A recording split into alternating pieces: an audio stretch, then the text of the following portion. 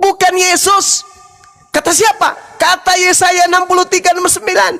Bukan Yesus, melainkan dia sendirilah. Tapi Yesus mengaku nggak kalau dia bukan dia? Bukan. Yesus mengaku juga. Yohanes 5:30. Aku tidak dapat berbuat apa-apa dari diriku sendiri. Bukan dia rupanya. Makananku adalah melakukan pekerjaan apa yang diperintahkan oleh Bapa untuk aku kerjakan. Ternyata bukan dia rupanya. Ada lagi nggak Bang Suma selain daripada Yesus kesaksian orang muridnya? Ada. Di mana itu? Coba Anda lihat di dalam khotbah Petrus, Kisah para Rasul 2 nomor 22. Keren kan? Orang Yahudi harus tahu, kata Petrus. Yang kumaksudkan, yang Petrus maksud adalah, kata Petrus nih, orang Yahudi harus tahu. Yang aku maksud adalah Yesus dari kota Nazaret, seorang manusia yang sudah ditetapkan oleh Allah untuk menjadi perantara antara Tuhan dengan manusia, untuk melakukan mukjizat, tanda-tanda, kekuatan yang dilakukan oleh Allah melalui perantaraan utusan Yesus. Seperti yang kalian tahu. Jadi udah selesai. Hidup kekal itu mengenali Yesus sebagai utusan Tuhan. Kata siapa? Kata Tuhan, kata Yesus, dan kata Petrus. Dan itu dicatat oleh tabib bernama Lukas, asisten Paulus itu sendiri. Hanya saja sekali lagi saudara-saudara, sahabat-sahabat sekalian, Kristen tidak dibangun dari proses berpikir. Kristen dibangun dari doktrin dan dogma. Dan itu kuat Al-Quran sampaikan.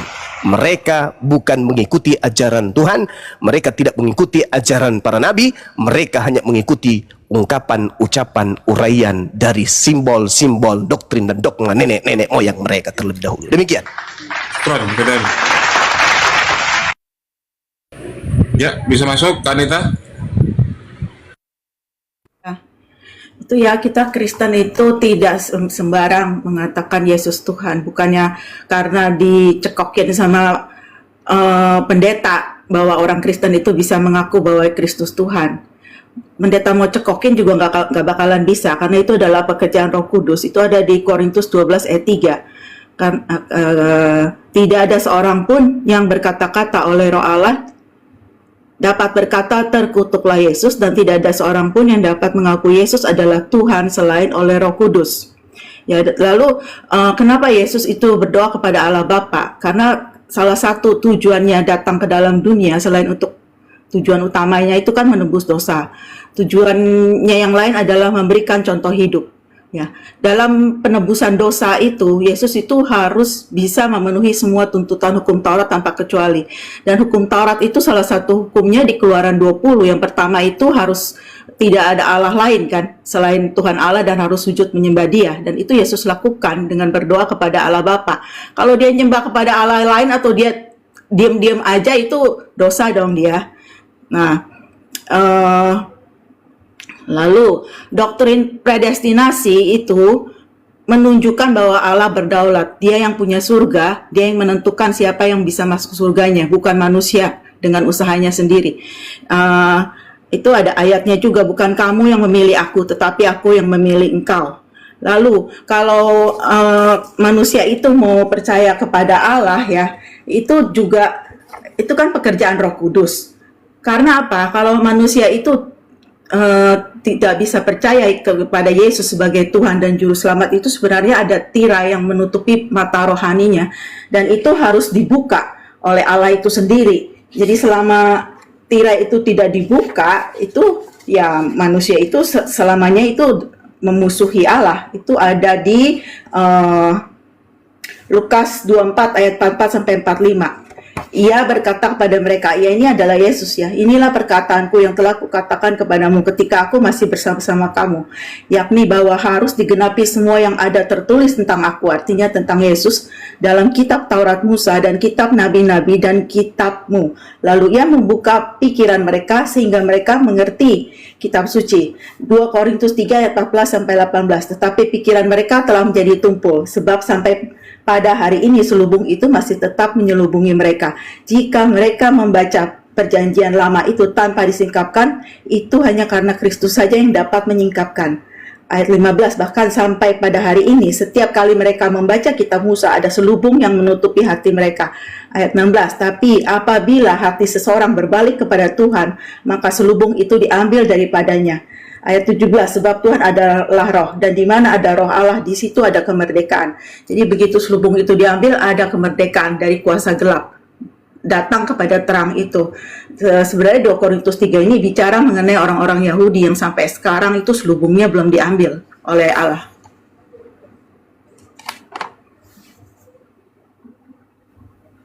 Sudah Kanita? Silakan Bunda. Ya, baik. Salam kenal Saudari Nita. Jadi di dalam Bible itu ada 27 data, baik di Perjanjian Lama, Perjanjian Baru, dinyatakan dengan sangat valid di sana. Manusia nanti akan dibalas, diupah berdasarkan dengan perbuatan masing-masing. Saya kasih contoh, nanti coba dijadikan sebagai referensi untuk mengkaji lagi. Matius 16 nomor 27, Yeremia 17 nomor 10, Ratapan 3 nomor 64, kemudian Amsal 24 nomor 12, Roma 2 nomor 6, Wahyu 22 nomor 12, Yeremia 25 nomor 14, Yeremia 32 19, Ayub 3 dan seterusnya. Bahkan Yesus mengatakan dalam Yohanes 5 nomor 29. Bang Sum pakai satu aja atau dua supaya nggak bingung. Saya jawabnya begitu diborong banyak. Oke. Contoh misalnya di dalam pengakuan Yesus sendiri, di dalam kitab saudara di Yohanes 5-nya, di situ Yesus mengatakan bahwa manusia akan dibangkitkan dari kubur. Mereka yang berbuat baik akan diupah dengan hidup yang kekal, dan mereka yang berbuat jahat akan dibangkitkan untuk dihukum. Jadi jelas itu Yesus yang mengatakan itu, bukan saya. Coba Anda lihat di dalam Yohanes 5 nomor 29, kecuali kalau nanti direvisi lagi mungkin ada perubahan. Tapi selama Bible tidak direvisi dalam hal ini, maka 27 data di dalam Bible itu yang mengatakan manusia kelak diupah berdasarkan atas perbuatan mereka masing-masing. Itu satu. Kemudian saya ingin kembali kepada kaidah Quran. Al-Quran mengatakan, Bismillahirrahmanirrahim, wa idza qila lahum ittabi'u ma anzalallahu qalu bal nattabi'u ma alfaina alaihi aba'ana wa awalau kana aba'uhum la ya'qiluna syai'a wa la tahtadun. Nanti kita ukur Al-Quran ini. Bisa nggak diterima Al-Quran ini? Ketika Al-Quran mengatakan, apabila engkau mengatakan kepada mereka, ikutilah apa yang diturunkan oleh Allah, mereka akan menjawab, tidak. Kami mengikuti apa yang kami dapati pada nenek moyang kami melakukannya. Nah, ini kata Quran. Ini kata Quran. Ketika Yesus datang, Yesus berkata, aku tidak berkata-kata dari diriku sendiri. Apa yang aku katakan adalah apa yang diperintahkan untuk aku katakan dan aku sampaikan. Seluruh rangkaian ucapan Yesus kepada Bani Israel menanamkan Bani Israel agar percaya kalau dirinya adalah Mesias, utusan Tuhan untuk Bani Israel, bukan Tuhan. Nah, mari kita lihat apa implementasi kebenaran Al-Quran ini dalam kehidupan kita sehari-hari, dalam rangkuman atau cakupan diskusi lintas agama Islam dan Kristen. Di dalam Matius 5 nomor 20, Matius berapa? 28 nomor 20, sorry. Nomor 28 nomor 20. Matius 28 maksud saya, nomor 20. Ajarlah mereka melakukan segala sesuatu yang kuperintahkan kepadamu. Yesus ada nggak pernah mengajarkan kemudian menyembah roh? Ada katanya. Di mana itu tertulis? Di dalam Yohanes, kata Yohanes 4. Oke. Roh yang dimaksud di sini apakah makhluk? Bukan. Berarti Yesus mengajarkan menyembah kepada yang gaib, bukan makhluk, bukan roh, bukan setan. Itu satu. Kemudian ketika dikatakan Kristen menyembah kepada makhluk bernama Yesus. Ada nggak Yesus mengajarkan menyembah dirinya? Tidak ada. Lalu mereka mengikuti siapa menyembah Yesus? Nenek moyang. Ada nggak Yesus mengajarkan menyembah dirinya? Tak ada. Berarti ketika Al-Quran mengatakan, awalau kana aba'uhum la ya'qiluna syai'a wa la yahtadun, nenek moyang saudara-saudara kita Kristen pun tidak pernah menerima ajaran dari Yesus bahwa dia harus disembah. Lalu dari mana Kristen mula-mula kemudian menyembah sosok bernama Yesus ini? Apakah mendengarkan perintah Yesus yang adalah ucapan Tuhan yang disampaikan kepada Yesus? No, tidak. La. Walakin akan tetapi orang-orang Kristen mula-mula mengikuti penyembahan kepada Yesus karena nenek moyang mereka lebih dulu menyembah Hercules, Zeus, Attis dan seterusnya. Al-Quran keliru nggak? Tidak. Hari ini Kristen yang hidup di zaman sekarang adalah Kristen yang menyembah kepada Kristus. Ada nggak Yesus Kristus ini mengajarkan mereka? Tidak. Berarti Al-Quran nggak salah? Nggak salah dong. Nah ini, saudara. Jadi kalau saudara mengatakan kami menyembah Yesus bukan karena doktrin dan dogma, lalu karena apa? Karena Yesus yang mengajarkan. Mana dalilnya? Karena di dalam Torah mengajarkan Yesus adalah Tuhan yang nusul jadi manusia. Mana dalilnya? Tak ada. Sampai kemudian kuda bisa sikat gigi sendiri, Anda tidak akan pernah menemukan dalil itu dalam Bible.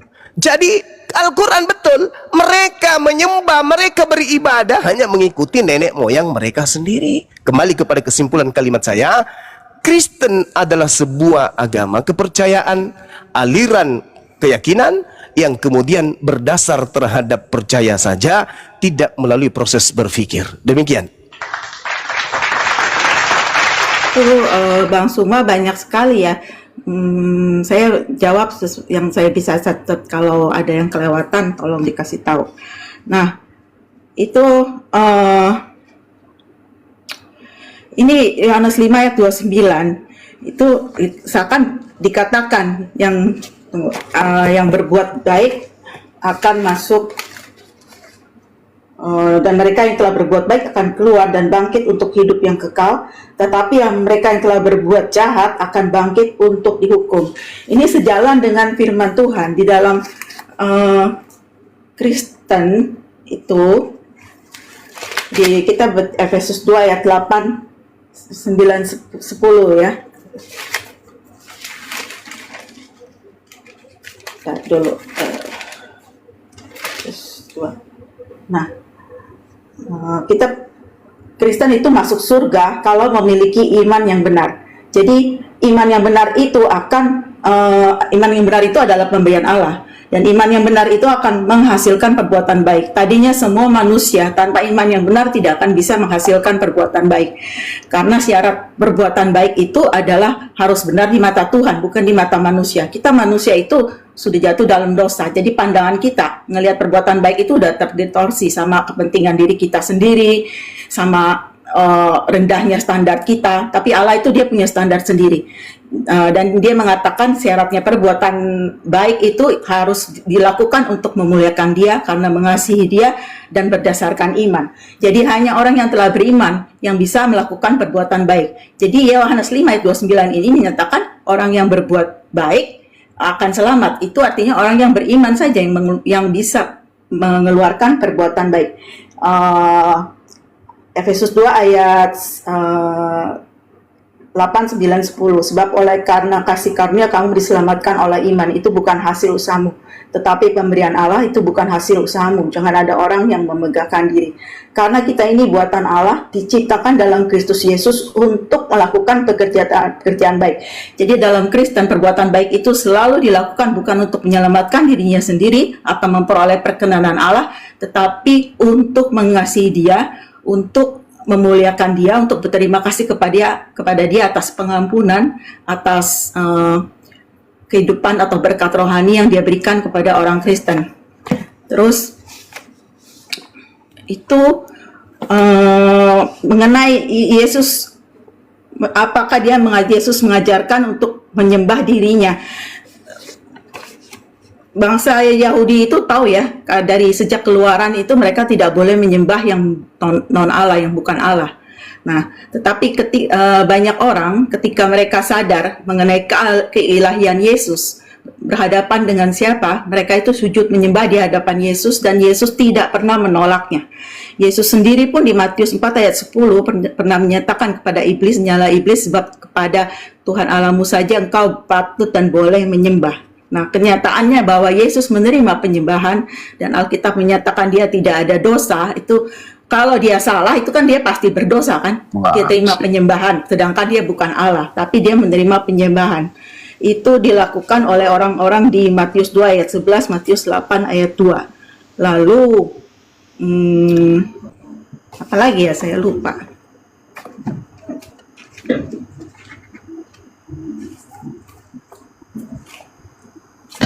Capek ya Bu?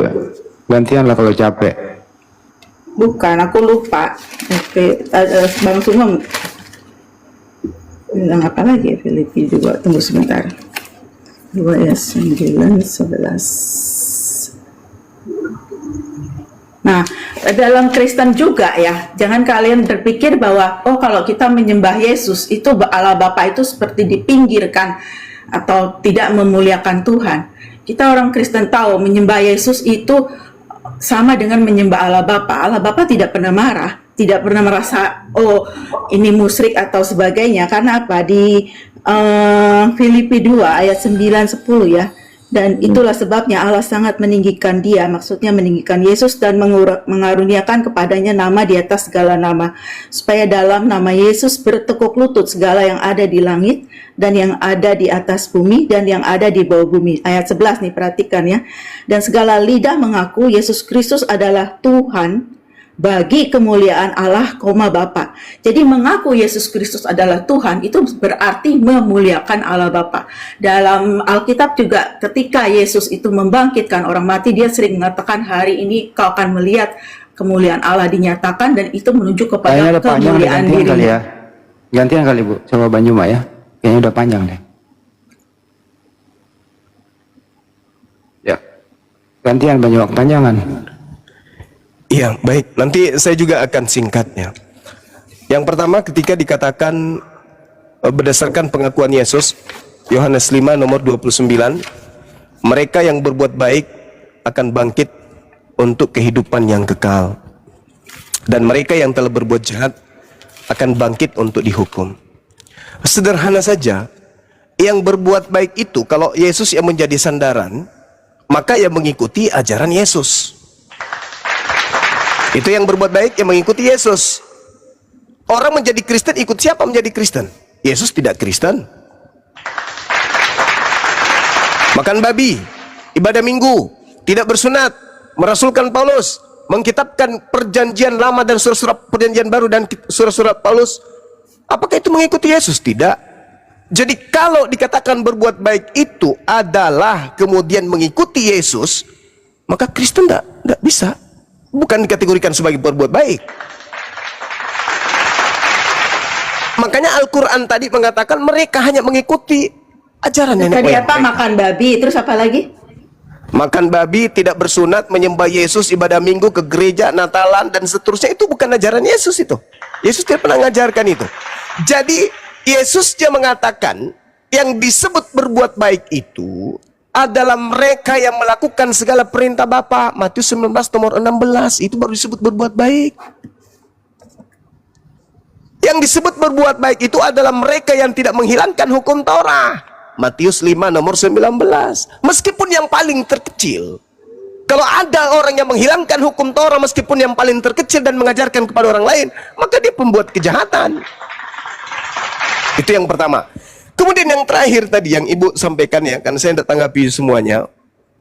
Ketika berbicara mengenai Yesus, mengikuti Yesus dan seterusnya, yang Anda uraikan tadi yang terakhir itu. Yesus dia mengajarkan kepada Bani Israel agar waspada kepada penyesat yang datang dengan memakai, menyamar, memalsukan dirinya seakan-akan dia adalah Yesus. Lukas 21 nomor 8. Waspadalah kepada penyesat yang datang kepadamu dengan memakai namaku dan berkata akulah dia. Dan kalau hari ini saudara Kristen menyembah Yesus, berarti di atas muka bumi ini hanya ada dua yang minta disembah. Yang pertama Tuhan, yang kedua iblis. Kalau Yesus yang pernah tampil di tengah-tengah jemaat Yahudi, dan Yesus tidak pernah meminta dirinya untuk disembah, lalu kemudian ada iblis yang muncul untuk disembah, Lukas 4 nomor 6, dan Yesus mengatakan akan muncul penyesat memakai namaku. Maka kalau hari ini orang Kristen menyembah sosok yang bernama Yesus, pertanyaan saya, pencipta langit dan bumi tidak pernah mengaku Yesus, tidak pernah mengaku kemudian Yesus, dan pencipta langit dan bumi juga tidak pernah mengaku sebagai makhluk, sedangkan yang saudara sembah adalah Yesus yang mengatakan dirinya sebagai Tuhan dan juga kemudian menyatakan dirinya sebagai pencipta. Di mana itu diurai? Lukas 4. Segala kuasa diberikan kepadaku, langit dan bumi. Lalu kemudian ada oknum yang keluar dari kubur, mengaku Yesus, mengatakan kepadaku telah diberi kuasa langit dan bumi. Pencipta langit dan bumi tidak pernah diberi kuasa. Yang diberi kuasa untuk mencobai, yang diberi izin untuk mencobai hanyalah iblis. Nah, siapa yang diberi kuasa ini? Tuhan pencipta langit dan bumi tidak mungkin diberi kuasa. Yesus ketika diberi kuasa langit dan bumi oleh iblis di padang gurun, Yesus tidak terima. Tapi ketika kemudian ada oknum yang keluar dari kubur, dia seketika dituhankan oleh orang-orang Kristen. Siapa sosok yang disembah oleh orang Kristen ini? Sedangkan Yesus, anak Maria, tidak pernah mengajarkan kemudian dirinya untuk disembah. Bahkan dalam 1 Yohanes 2, nomor 6, barang siapa yang mengaku Yesus Kristus ada di dalam dirinya, maka dia wajib hidup sama seperti Yesus hidup. Yesus hidup ala Yahudi. Maka orang-orang yang mengaku Yesus ada dalam dirinya harus hidup ala Yahudi. Berarti tidak ke gereja. Berarti tidak ibadah minggu. Berarti tidak menyembah Yesus. Berarti mereka tidak makan babi. Berarti mereka tidak kemudian merayakan Natal. Karena mereka hidup ala Yesus, yaitu ala Yahudi. Nah, Kristen hari ini itu hidup ala siapa? Menyembah kepada sesamanya makhluk bernama Yesus, dan seterusnya dan seterusnya. Mungkin ini hal yang perlu dipertajam lagi, bahwa di dalam pengajaran Yesus sendiri meminta Yahudi agar waspada kepada Yesus yang palsu, penyesat mengaku Yesus. Hari ini kita lihat Kristen mengikuti oknum yang mengaku Yesus. Silakan.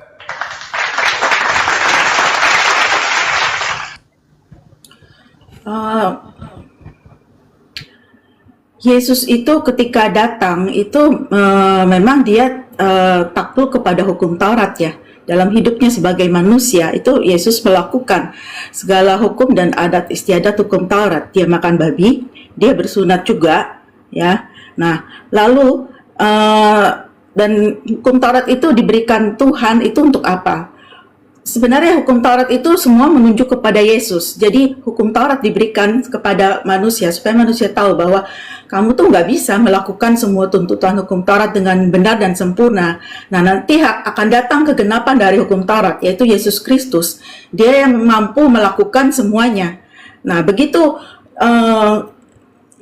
yang didambakan itu datang, Kristus datang ke dalam dunia dengan dia disalib itu, dia membatalkan hukum Taurat. Ya, hukum Tauratnya sudah tidak berlaku lagi. Jadi kita orang Kristen sekarang bisa makan babi dan tidak harus bersunat karena itu sebenarnya dilakukan dulu. Itu hukum-hukum itu diberikan untuk untuk sebagai menunjuk kepada Yesus lah gitu. Jadi ketika Yesus itu datang ya, dia sudah datang, yang kita nggak usah lagi dong melakukannya. Kita cukup percaya kepada Yesus saja sebagai penggenapan hukum Taurat. Dia yang menggenapi hukum Taurat. Kalau kita orang Kristen tidak bisa menggenapinya, kita bersandar kepada pekerjaan Yesus di atas kayu salib. Dan sebenarnya itu kapan itu ada di gini ya, di sebentar.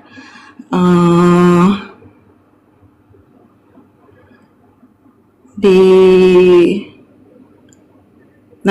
Ibrani 10 ayat 1, di dalam hukum Taurat hanya terdapat bayangan saja dari keselamatan yang akan datang dan bukan hakikat daripada keselamatan itu sendiri. Jadi hukum Taurat adalah bayangan, bukan tujuan akhir. Yesus adalah inti daripada keselamatan itu yang menjadi penggenapan semua tuntutan hukum Taurat. Lalu Ibrani 10 ayat 9.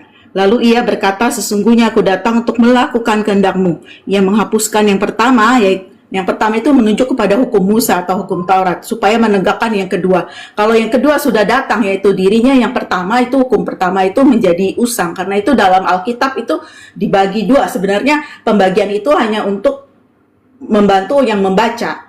Di perjanjian lama, yaitu perjanjian Allah yang lama, itu sudah usang diganti dengan perjanjian baru, yaitu kedatangan Yesus dengan hukum kasih karunia. Jadi dengan matinya di atas kayu salib, dia membuka jalan kepada manusia untuk masuk surga, sesuatu yang sebenarnya manusia tidak bisa capai dengan perbuatan baiknya. Lalu itu bicara waspada kepada penyesat.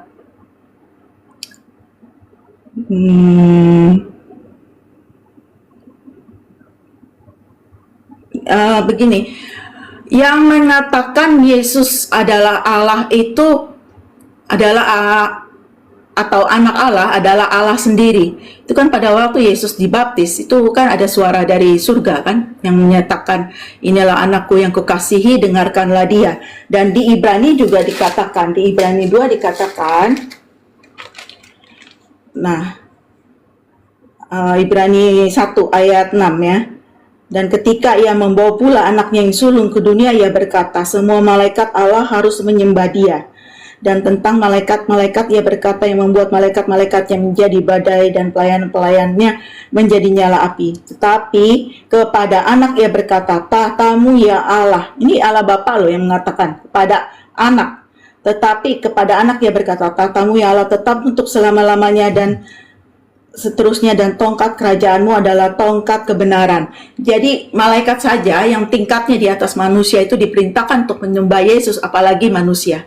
Jadi tidak heran ketika di Alkitab, di kitab Injil juga ada setan yang mengenali Yesus lalu sujud menyembahnya. Itu nggak usah heran gitu loh. Memang semua harus menyembah Yesus, yang kelihatan dan tidak kelihatan.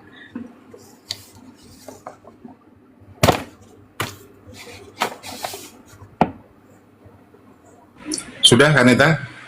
Sudah. Silakan, Iya. Runda. Jadi kalau hari ini kita melihat saudara kita Kristen menyembah Yesus dengan pola yang disampaikan oleh saudara kita, berarti Kristen ini jelas bukan pengikut Yesus, tapi pengikut, mohon maaf nih, Anda sendiri yang mengatakan tadi iblis menyembah Yesus. Berarti Anda mencontoh iblis. Maaf nih, maaf. Anda membawa Markus 5, berarti Anda mencontoh orang gila. Karena di Markus 5 nomor 1 sampai nomor 20 itu orang gila yang menyembah Yesus. Mamanya bernama Maria, Yusuf adalah bapaknya, Nikodemus saudaranya, Thomas, Yudas, Yusuf itu tidak menyembah saudara kandungnya. Iblis menyembah Yesus, orang Majus menyembah Yesus, orang gila menyembah Yesus. Kristen hari ini menyembah Yesus. Ikut siapa? Itu yang harus Anda pahami. Sedangkan hukum Taurat itu mengajarkan menyembah kepada Eloah Abraham, Eloah Isa, Eloah Yakub, bukan kepada anak Maria, bukan kepada sepupunya Yohanes, bukan. Bahkan Yesus mengatakan nih, kalau saudara tadi mengatakan Taurat itu adalah bayang-bayang, berarti Anda betul pengikut iblis. Maaf sekali lagi. Karena hanya iblis yang merubah firman Tuhan. Yesus sebagai utusan Tuhan tertulis di dalam kitab saudara sendiri ketika Yesus mengatakan dalam Lukas 16, lebih mudah langit dan bumi lenyap daripada satu titik dari hukum Taurat itu batal. Itu ucapan Yesus. Saya ulang lagi. Kata Yesus, lebih mudah langit dan bumi lenyap. Coba, lebih mudah langit dan bumi lenyap daripada setitik dari hukum Taurat itu batal. Apatah lagi batal semua. Lebih mudah. Ada nggak kemudian yang bisa menghilangkan langit? Ada nggak yang bisa menghilangkan kemudian bumi? Ada. Coba. Ada yang bisa menghilangkan bumi? Nggak ada. Itu lebih mudah menghilangkan bumi, melenyapkan langit daripada membatalkan setitik dari hukum Taurat. Kata siapa? Kata Yesus. Jadi Kristen ini siapa rupanya, weh? Siapa Kristen ini? Siapa Kristen ini? Nah itu tadi, kembali kepada yang saya pertanyakan tadi. Yesusnya mengatakan, waspadalah kepada Yesus palsu yang datang kepadamu, memakai namaku. Berkata, akulah dia. Dia akan menyesatkan banyak orang. Jadi kalau Yesus mengatakan lebih mudah langit dan bumi lenyap daripada satu titik dari hukum Taurat itu batal, lalu Paulus ini kerasukan apa? Ketika dia mengatakan bahwasanya dengan matinya Yesus di atas tiang salib, dia telah membatalkan hukum Taurat beserta segala ketetapan yang ada di dalamnya. Ini Paulus dapat kerasukan apa dia? Oh, dia kerasukan Tuhan. Kerasukan Tuhan yang mana? Tuhan Yesus. Oke. Kalau Paulus yang datang padanya adalah Tuhan, yaitu Yesus, maka coba Anda telah pakai akal. Siapakah engkau Tuhan? Akulah Tuhan yang engkau aniaya. Matching nggak tuh? Masuk akal nggak Tuhan dia aniaya tuh? Akulah Tuhan Yesus yang dianiaya. Kan tidak masuk akal. Lalu siapa yang membisikkan Paulus ini sehingga membatalkan semua hukum Tuhan, sehingga dia berani mengatakan bahwa hukum Tuhan itu adalah tinja? Di dalam Amsal berapa? Di dalam Filipi 3 nomor berapa itu teman-teman? Nomor 8 kalau nggak salah. Dia katakan bahwa hukum Taurat itu adalah tinja, skubalon. Dan dikatakan di dalam Galatia 5 nomor 4. Bahkan dikatakan dalam Galatia 2 nomor 21. Apa yang dikatakan oleh Paulus kemudian? Kalau kamu mengharapkan ada kebenaran dalam hukum Taurat, maka engkau akan lepas dari kasih karunia. Jadi orang Kristen ini memandang hukum Taurat itu adalah tidak boleh lagi ada hukum Taurat. Sedangkan Yesusnya, subhanallah, dia mengatakan apa? Lebih mudah langit dan bumi itu hilang daripada satu titik dari hukum Taurat itu batal. Mana yang sakti nih? Kristen ini ikut siapa sebenarnya? Ikut Yesus. Tunggu dulu. Yesus berkata, hati-hati, akan datang penyesat dengan memakai nama Yesus Kristus. Akulah Yesus. Dia akan menyesatkan banyak orang. Coba Anda pikir, Yesusnya ketika hidup, dia adalah seorang Taurat, dia adalah seorang praktisi Taurat yang taat. Yohanes 14 nomor 31, dunia harus tahu bahwa aku senantiasa mengasihi Bapakku. Aku senantiasa melakukan pekerjaan apapun yang diperintahkan oleh Bapakku untuk aku kerjakan. Ada nggak Yesus diperintahkan untuk ke gereja? Ada nggak Yesus diperintahkan untuk makan babi? Ada nggak Yesus diperintahkan kemudian ibadah minggu? Ada nggak? Nggak ada. Lalu Kristen ini mengikuti siapa? Mengikuti makhluk yang mengaku Yesus, yang datang membisikkan kepada setiap Kristen yang mereka katakan sebagai Roh Kudus. Itu juga lah yang datang, makhluk itu juga lah yang datang kepada Paulus. Aku Yesus yang kau aniaya. Ketika kemudian ada makhluk ini mengaku Yesus, apa pesan Yesus? Jangan ente percaya, jangan engkau mengikuti dia. Dia penyesat, memakai namaku. Jadi Yesus mengatakan kepada Yahudi akan ada Yesus penyesat. Jangan ikuti dia. Tertulis di mana? Lukas 21 nomor 8. Matius 24 nomor 24. Sebab Yesus palsu akan datang, dan Yesus palsu ini akan melakukan banyak tanda-tanda yang dahsyat. Yesus palsu ini akan melakukan banyak mujizat. Tujuannya sekiranya mungkin menyesatkan murid-murid pilihan juga. Camkanlah, aku telah mengatakannya terlebih dahulu kepadamu. Jadi apabila ada orang mengaku, aku melihat Yesus di sini, aku melihat Yesus di dalam bilik, aku melihat Yesus dalam padang gurun, jangan ente percaya itu Yesus palsu. Baca Matius 24 nomor 1, 2, 3, 4, 5, 6, 7, 8 sampai kepada 30, 31.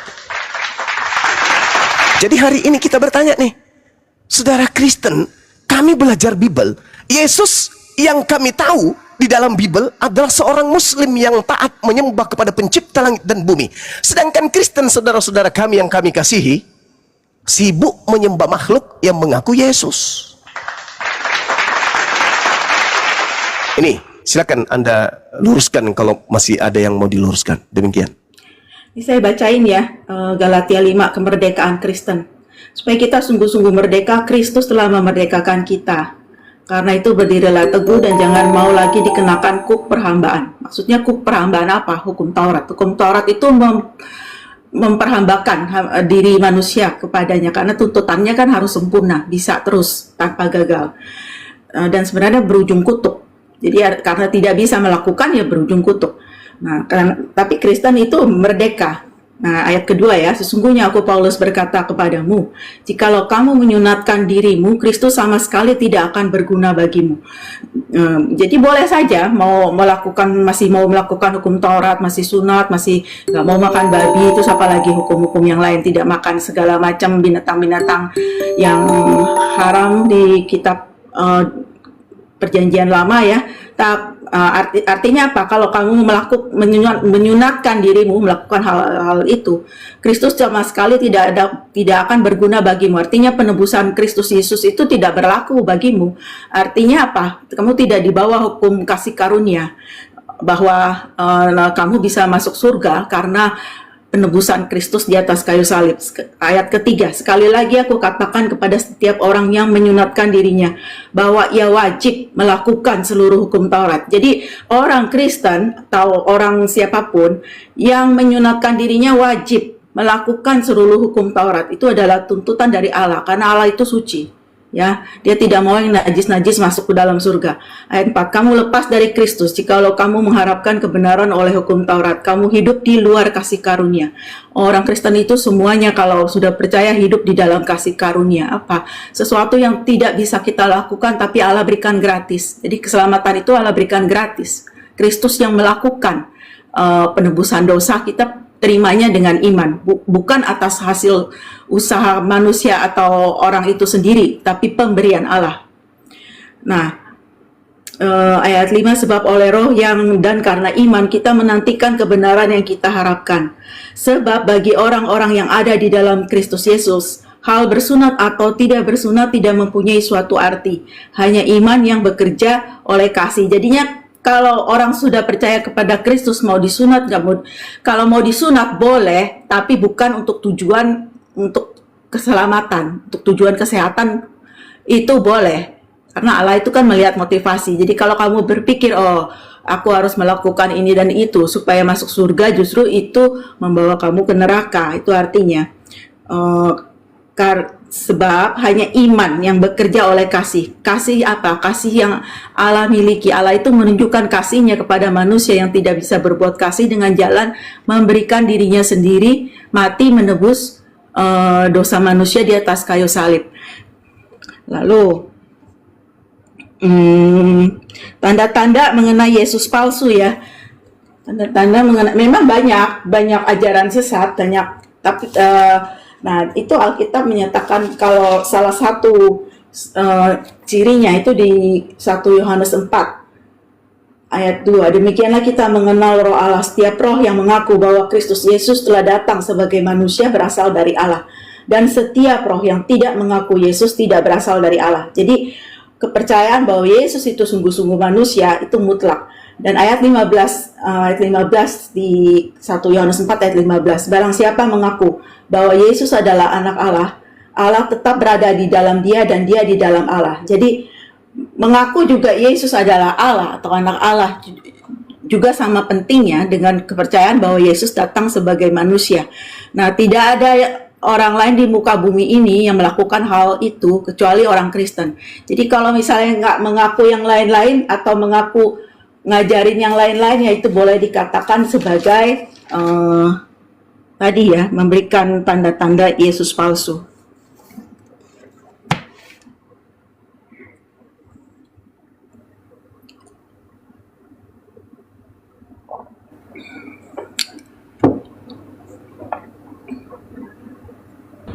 Sudah kan Nita? Dah. Ya, silakan. Iya, baik. Jadi jelas di sini Tuhan mengatakan di dalam Ulangan 27 nomor 26, terkutuklah orang yang tidak melakukan hukum Taurat dengan perbuatan. Paulus sanggah tuh. Paulus mengatakan apa? Jika engkau mengharapkan kebenaran dari hukum Taurat, kamu lepas dari karunia, engkau lepas dari Kristus. Tuhannya mengatakan, kalau ente tidak melakukan hukum Taurat, ente aku kutuk. Paulus mengatakan, tunggu, jangan dengarkan itu, kau harus dengarkan aku. Kalau kau sunatkan dirimu, kalau kau kemudian mengharapkan kebenaran dari hukum Taurat, kamu akan keluar dari kasih karunia. Kamu hidup di luar kasih karunia. Kamu lepas dari Kristus. Nah sekarang Kristen ini ikut siapa? Itu sederhananya tuh. Sederhananya itu di situ. Yesus dia mengatakan lebih mudah langit dan bumi lenyap. Kata Yesus. Kata Tuhannya Yesus, yang dimaksud di sini adalah Bapa yang mengutus dia. Orang yang tidak mempraktekkan hukum Taurat dengan perbuatan, terkutuklah dia. Nah, jadi Yesus mengatakan bahwasanya hukum Taurat itu jangan kau tidak lakukan. Kalau kau tidak lakukan, kamu dikutuk oleh Tuhan. Makanya dikatakan dalam Matius 5 nomor 19, orang yang meninggalkan hukum Taurat, membatalkan hukum Taurat dan mengajarkan kepada orang lain untuk membatalkan, maka dia akan menempati tempat terhina dalam kerajaan langit. Tapi Paulus, karena kedatangan makhluk yang mengaku Yesus, dibantah firman Tuhannya. Kamu lepas dari Kristus jikalau kamu mengharapkan kebenaran oleh hukum Taurat. Kamu hidup di dalam kasih karunia, di luar kasih karunia, kalau kamu masih mengharapkan kebenaran dari hukum Taurat. Bahkan kalau kita melihat seperti yang dibacakan oleh saudara kita tadi, dikatakan gini, supaya kita Kristen sungguh-sungguh merdeka. Kristus telah memerdekakan Kristen. Karena itu berdirilah teguh dan jangan lagi kamu dikenakan kuk penghambaan. Apa kuk penghambaan ini katanya? Yaitu perintah-perintah Tuhan harus ditinggalkan yang ada di dalam hukum Taurat. Ini apa maksudnya? Tipikal Kristen yang kemudian lari dari perintah-perintah Tuhan, bahkan membebaskan diri dari hukum-hukum Tuhan, sama seperti ajakan iblis yang datang kepada Adam agar meninggalkan perintah-perintah Tuhan. Jadi ketika Adam diberi perintah, hei Adam, jangan kamu mendekati buah pengetahuan baik dan jahat. Iblis datang tuh, jangan kau dengarkan, jangan mau diberikan lagi, dibawa ke penghambaan, jangan. Justru kalau kau makan, kau akan hidup yang kekal, kata iblis. Nah, ketika Yesus datang mengajarkan, barang siapa yang meniadakan hukum Taurat meskipun yang paling terkecil dan mengajarkan kepada orang lain, maka dia akan menempati tempat terhina dalam kerajaan langit. Lebih mudah langit dan bumi lenyap daripada setitik dari hukum Taurat itu batal. Paulusnya datang tuh. Tapi bukan Paulus datang begitu saja. Sebelumnya dia dilantik dulu. Dilantik oleh siapa? Oleh makhluk yang ngaku-ngaku Yesus. Hei Paulus, sini. Ya paman, aku Yesus lo yang kau aniaya. Apa? Kenapa? Kamu ajarkan semua orang untuk menyembahku ye. Kamu pokoknya selamat. Kamu pokoknya selamat. Ini yang terjadi kepada Yesus di Lukas 4 nomor 6. Hei Yesus, ya paman, sembah aku, kata iblis. Kalau kau sembah aku wahai Yesus, maka segala kuasa langit dan bumi akan aku berikan kepadamu, sebab aku berkuasa memberikan kepada siapapun yang aku kehendaki. Itu kata iblis. Jadi kalau kita melihat narasi-narasi yang dibangun oleh saudara kita Nita, itu seperti sedang mewakili makhluk yang datang kepada Adam. Wahai Adam, jangan kau dengarkan, harus kau makan supaya kau hidup kekal. Sama seperti yang datang kepada Kristen. Kamu tidak boleh lagi tunduk di bawah kuk penghambaan, yaitu hukum Torah. Kamu harus bebas sebebas-bebasnya. Ini kok ada kemiripan gitu loh. Ada kemiripan. Makanya Yesus berkata, waspadalah kepada penyesat. Coba kalau kita lihat di dalam Matius 24 nomor 15-nya. Apabila sang pembinasa keji duduk di tempat yang suci, maksudnya dia adalah penjahat yang bertopengkan manusia suci. Apa itu manusia suci? Ya tentu anak-anak Tuhan. Karena Tuhan tidak mungkin kotor, maka orang-orang suci ya mengaku anak Tuhan. Apabila kamu melihat orang pembinasa keji ini duduk di tempat yang kudus, seperti yang dinubuatkan oleh Nabi Daniel, barulah kamu akan melihat. Apabila ada orang berkata kepadamu, ada Yesus di sini, ada Yesus di sana, jangan kamu percaya. Apabila ada orang berkata, ada Yesus di padang gurun, ada Yesus dalam bilik, jangan kau percaya. Siapa dia? Dia adalah sang pembinasa keji. Sebagaimana yang dinubuatkan di kitab Nabi Daniel 7 nomor 25. Pembinasa keji ini itu memutarbalikkan firman yang maha tinggi. Nah, firman yang maha tinggi mengatakan apa? Terkutuklah orang yang meninggalkan hukum Taurat, tidak mempraktekkan hukum Taurat yang perbuatan.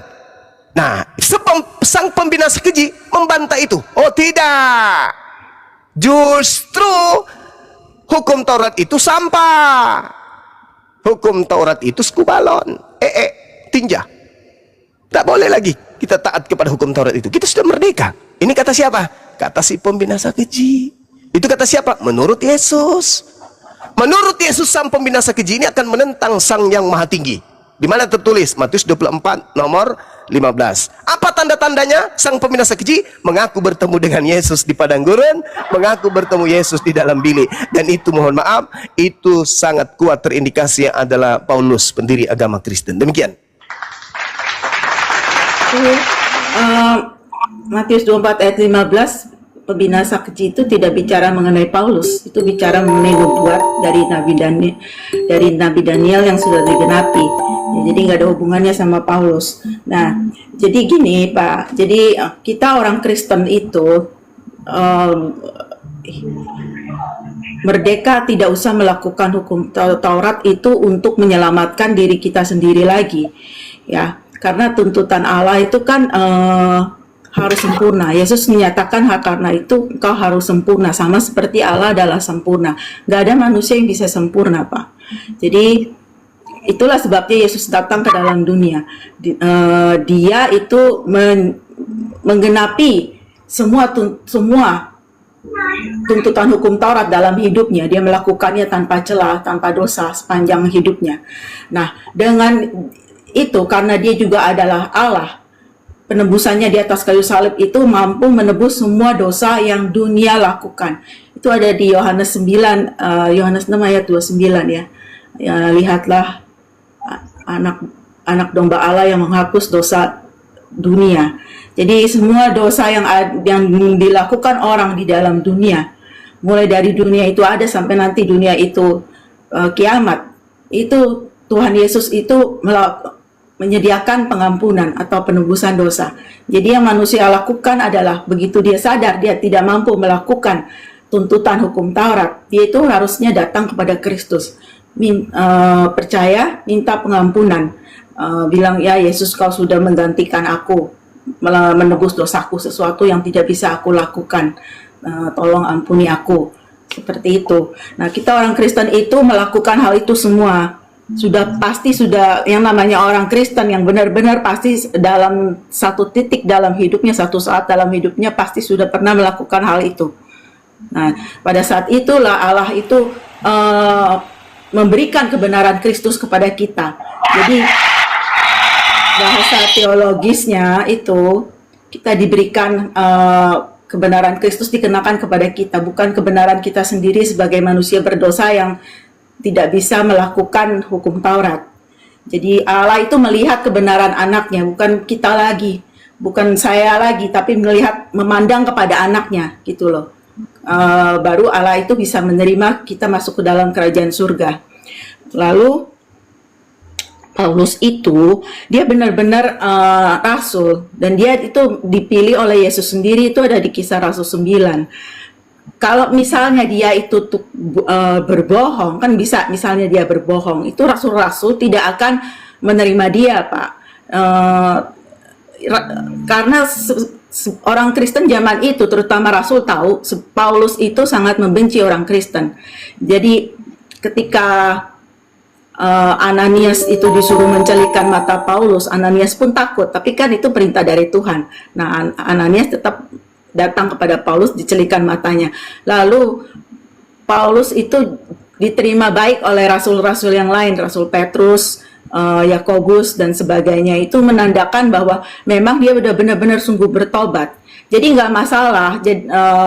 Semua manusia dari sejak lahir itu semua pasti memusuhi Tuhan. Nah, ketika dia bertobat, baru dia bisa tidak menjadi musuh Tuhan lagi. Nah, itu dia akan diberikan hati yang baru yang tidak memusuhi Tuhan. Jadi nggak masalah Paulus itu begitu, selama dia masih ada selama ada pertobatan yang sejati dalam hidupnya, dan itu terbukti dia ceritakan di dalam Kisah Rasul 9. Sudah. Baik, gini. Saya ingin mengerucutkan diskusi kita ini biar lebih memberi edukasi ya. Tadi saya membawa narasi di Matius 24 nomor 15. Jadi apabila kamu melihat pembinasa keji berdiri di tempat kudus, menurut firman yang disampaikan oleh Nabi Daniel, ya harus kembali kepada kitab Daniel dong. Pembinasa keji menurut Nabi Daniel itu adalah dia mengucapkan perkataan yang menentang yang maha tinggi. Hukum Taurat itu adalah hukum yang disampaikan Tuhan kepada Bani Israel agar Bani Israel itu bisa selamat. Begitu juga kata Quran dalam surah Al-A'raf ayat 145. Hukum Taurat itu diberikan oleh Tuhan kepada Bani Israel agar Bani Israel itu bisa hidup. Nah, sedangkan Paulus berkata dalam Filipi 3 nomor 8, hukum Taurat itu adalah kotoran, tinja, sampah. Pertanyaan saya mungkin bisa dijawab. Dari mana Paulus mendapatkan ilmu bahwa hukum Tuhan itu adalah kotoran, sampah, skubalon? Siapa yang mengajari Paulus bahwa hukum Tuhan yang datang kepada Bani Israel itu adalah sampah? Silakan.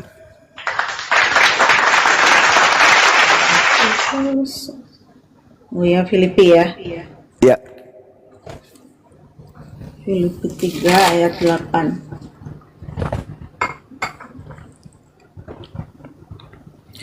Bukannya ya, itu maksudnya dianggap rugi.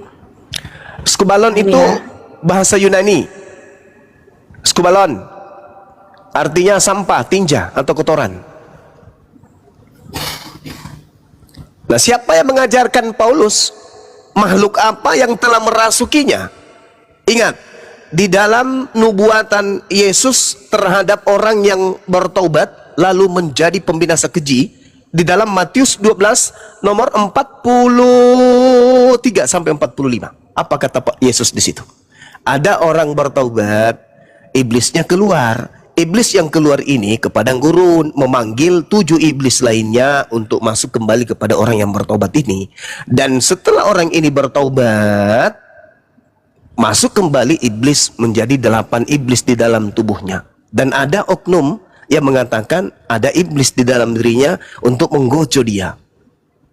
Nah, itu nubuat dan sudah digenapi.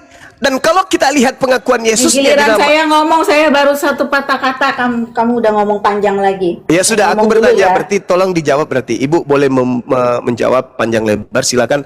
Tolong, dari mana Paulus mendapatkan bisikan kalau hukum Tuhan yang menyelamatkan Bani Israel itu ternyata adalah kotoran sampah? Silakan.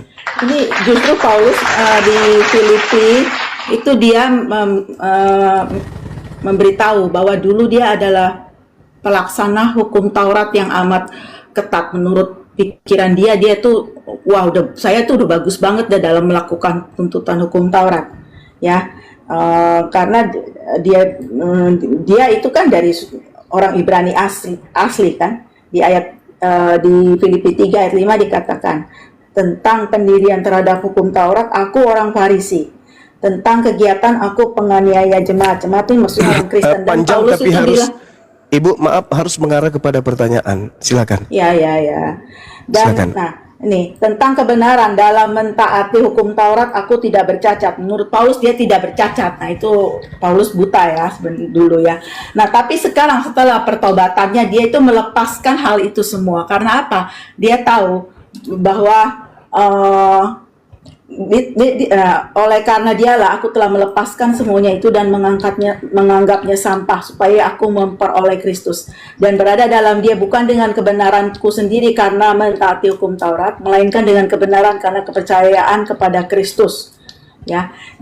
Jadi setelah Paulus tahu dan sadar siapa Yesus Kristus itu, bahwa dia mati itu sebenarnya itu melakukan hal yang Paulus dulu pikir dia bisa lakukan, setia melakukan hukum Taurat ini itu segala macam, berusaha tanpa cacat celah. Begitu dia sadar kenapa Kristus itu datang dan mati, nah dia lepaskan itu semua. Dia tahu itu nggak ada gunanya. Pertanyaan itu yang saya, harus Bu, dia pegang adalah host iman kepada Kristus. Silakan, Kanita, gantian Kanita. Bukan. Pertanyaan Oh, saya tolong pertanyaannya dikasih akan ruang, nyambung. saudari. Ya. Iya. Belum mengarah ke bukan. jawaban. Belum mengarah ke Siapa jawaban. yang membisikkan Paulus mengatakan hukum Tuhan yang menghidupkan justru sebagai kotoran? Siapa yang mengajarkan Paulus demikian? Itu pertanyaan saya. Otomatis ada Siapa? dalam pikiran kita sendiri, Pak. Kita buang sesuatu hal yang tidak ada guna. Kalau misalnya Bahkan- udah kita tahu ada hal yang lebih bagus, yang yang sempurna, itu kan kita kan mau ambil yang sempurna itu kan. Yang hukum yang lama ya kita buang karena nggak ada guna, nggak bisa Lah, menyelamatkan. Itu maksudnya Paulus. Hukum Tuhannya ini menghidupkan. Tuhan mengatakan dalam Ulangan 4, Ulangan 6, ajarlah anakmu, cucumu, keturunanmu pada saat dia berjalan, berdiri, tidur, baring, duduk. Ajarlah mereka, bahkan tuliskanlah di pintu-pintu kalian. Itu agar kalian hidup. Yesus mengatakan itu juga. Siapa yang mengajarkan menghilangkan hukum Torah, maka dia akan menempati tempat terhina alias neraka. Matius 5 nomor 19. Paulus justru mengatakan bahwasanya tiket untuk mendapatkan hidup kekal itu adalah sampah, tai, tinja, skubalon. Nah, pertanyaan saya, ini Paulus mendapatkan bisikan dari siapa? Tuhan mengajarkan, memberikan bisikan kepada Musa berupa Torah hasilnya. Yesus menerima kemudian bisikan dari Bapa berupa Injil jadinya. Paulus mendapatkan bisikan dari mana? Terdapat 13 kitab jadinya. Pertanyaan saya itu, kalau Tuhan meneguhkan hukum-hukumnya dalam hukum Torah, Yesus sebagai duta Tuhan, utusan Tuhan meneguhkan hukum Torah, Paulus ini siapa? Mengatakan hukum Tuhan yang menyelamatkan dan menghidupkan ini sebagai tinja.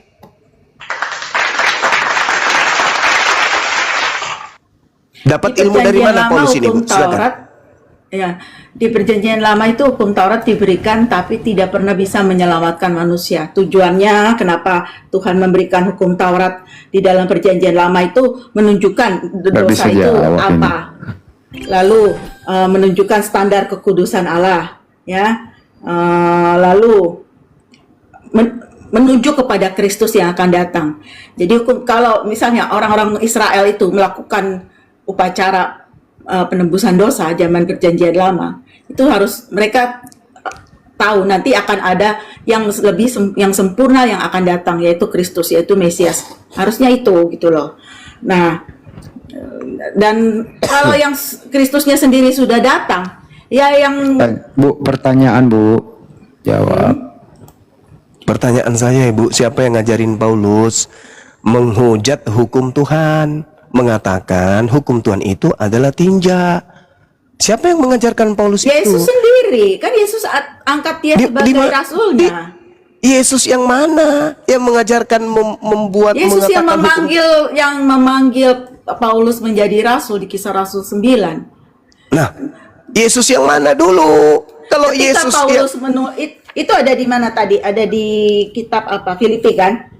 Ya kan? Filipi 3 ini. Kan? Nih kalau Filipi kamu baca 3. nih ya, Filipi 3 ya. Ini kan Filipi 3 surat Paulus kepada jemaat di Filipi. Apa kata pembukaannya? Dari Paulus dan Timotius, hamba Yesus Kristus. Nah, Yesus yang mana? Kalau Yesus hamba yang Yesus Kristus. Ibu. Jadi dia menulis di bawah otoritas dari Yesus Kristus. Gitu loh. Yohanes 17 nomor 8, Ibu. Yesus mengatakan segala firman yang Tuhan berikan kepadaku telah aku sampaikan kepada mereka. Ada enggak firman yang diterima murid-murid Yesus sebelum Yesus terangkat ke langit mengatakan hukum Tuhan itu Ada enggak? Kalau tidak ada, berarti yang datang menyampaikan firman kepada Paulus bukan Yesus. Saudara Love, thank you. Gini ya. Ya, silakan. Kita orang Kristen tahu bahwa semua penulis Alkitab itu diilhami oleh Roh Kudus. Dan ada ayat yang menyatakan bahwa semua yang ditulis ini sudah cukup untuk mengantar manusia kepada keselamatan. Jadi Alkitab ini sudah cukup dan masih ada hal-hal lain yang dilakukan oleh Yesus Kristus. Tapi kalau itu dibuat atau ditulis, itu buku satu dunia itu juga nggak bakalan bisa cukup untuk memuatnya. Iya, pertanyaan saya, Jadi Ibu. kalau Bapak menuntut, harus Paulus ada begini, harus ada Ya, begitu. Yesus kan nggak sebagai bisa, penyampai Pak. Tapi firman. Yesus- kalau dipelajari keseluruhan Alkitab itu akan menuntun, akan membuat kita paham bahwa Apa yang mau tidak ada dipelajari di Bible keselamatan, itu? tidak ada keselamatan Selain menghina dari para hukum nabi, Taurat. menghina Tuhan, apa yang mau dipelajari di Bible? Itu kan menghina Tuhan itu, Bu.